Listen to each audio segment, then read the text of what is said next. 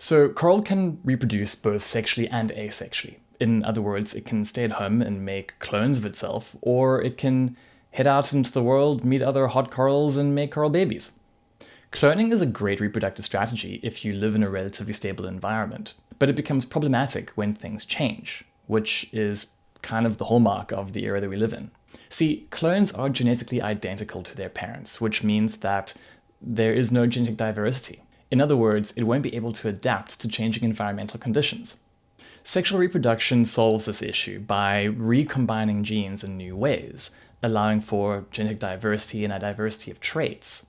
And since some of those traits are more likely to be adaptive to a given environment, those genes will be able to be preferentially passed on.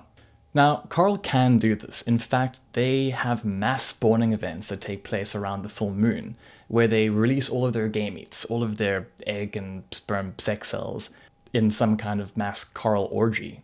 The sperm fertilizes the egg in the water, which then develop into what are called planulae, which are the stage of the life cycle of the coral where they're somewhat mobile. And then they just kind of like float around until they find somewhere hard to attach to and then form a new colony. However, their admittedly intimidatingly impressive form of sexual reproduction is also kind of flawed because it doesn't allow for sexual selection.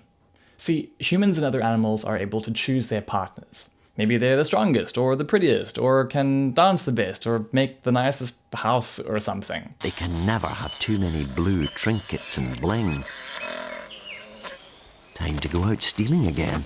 This feeling of attraction is the brain's way of saying, hey, this individual has great genes and you should probably make babies with them. Mass spawning removes the possibility of this entirely. The further away you are from the person that you reproduce with, genetically speaking, the fitter your offspring are going to be. Basically, you're reducing the chances that both you and your partner will share the same wonky genes. And you're also increasing the chances that new beneficial combinations of genes will arise. The reason why these genes are different in the first place is because they have evolved in different environmental conditions. Coral, not great at moving, basically a rock. And because of that, they are going to be somewhat similar to the individuals that they are reproducing with. They're basically like people staying in their hometown and only dating people in their hometown and only having kids that live in the same hometown.